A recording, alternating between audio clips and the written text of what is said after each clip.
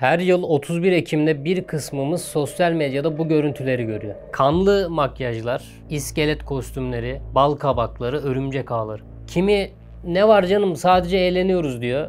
Kimisi ise bizim kültürümüzde böyle şeyler yok diyerek tepki gösteriyor. Ama biz bu tartışmanın içerisine gireceğimiz bir video hazırlamadık. Sen bu videoyu izleyerek Cadılar Bayramı'nın aslında ne olduğunu öğreneceksin. Şaşıracaksın. Yok ya. O zaman başlayalım. Bu işin kökü aslında çok eski. Neredeyse 2000-3000 yıl öncesine gidiyor. O zamanlar Avrupa'da Hristiyanlık yok. Keltler var. Keltler kim dersen bugünkü İrlanda, İskoçya, İngiltere taraflarında yaşamış eski bir kavim. Doğaya, ateşe, aya, toprağa inanıyorlar. Yani tek tanrı değil, doğanın her unsuruna kutsiyet atfeden bir inanç sistemleri var. Buna da paganizm deniyor. Keltlerin kullandığı takvim doğaya ve mevsim döngülerine göre şekilleniyor. Onlara göre yıl iki ana döneme ayrılıyor.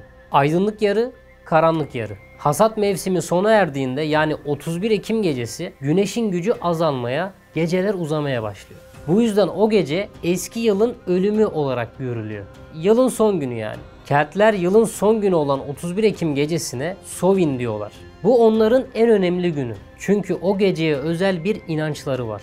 Yaşayanlarla ölüler arasındaki perde incelir, ruhlar bu dünyaya geçer.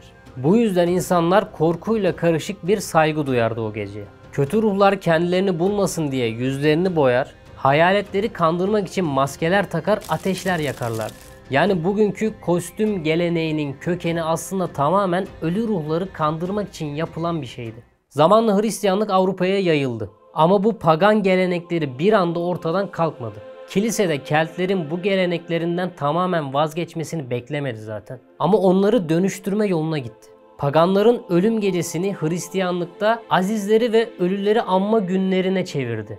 Böylece 31 Ekim'den 2 Kasım'a kadar olan All Hallows dönemi başladı. 31 Ekim Azizler Arifesi, bugünkü Halloween. 1 Kasım Tüm Azizler Günü, 2 Kasım Tüm Ruhlar Günü. Katolik inancına göre bu günlerde ölüler için dua edilir, Araf'ta olduğuna inanılan ruhların kurtuluşu dilenir.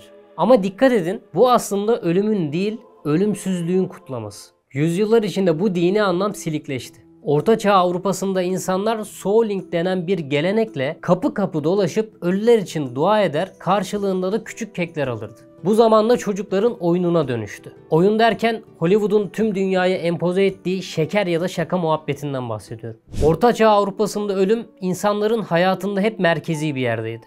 Veba salgınları, savaşlar, açlık, sanatta bile ölüm sık sık işleniyor. Belki duymuşsunuzdur, dans mukkarabuh diye bir kavram var. Yani ölüm dansı. O dönemde yapılan resimlerde ölüm bir iskelet gibi resmedilir. Krallardan köylülere kadar herkes o iskeletle dans eder.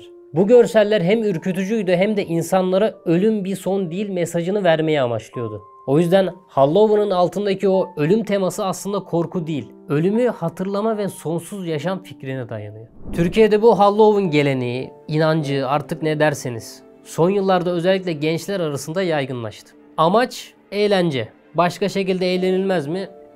Bir diğer tarafta bizim kültürümüzde böyle şeyler yok diyen çok kişi var. Haklılar, yok. Çünkü bizim kültürümüzde ölüm sessizlikle, duayla, kabir ziyaretiyle hatırlanır. Biz ölüleri geri döner diye değil, onlara rahmet dilemek için anarız. Yani Halloween'daki o ölüler dünyaya gelir fikri İslam inancında yer almıyor. Bizde ölüm bir korku oyunu değil, ebedi hayatın başlangıcı. Şimdi tüm videoyu size tek cümleyle özetleyip kapatıyorum.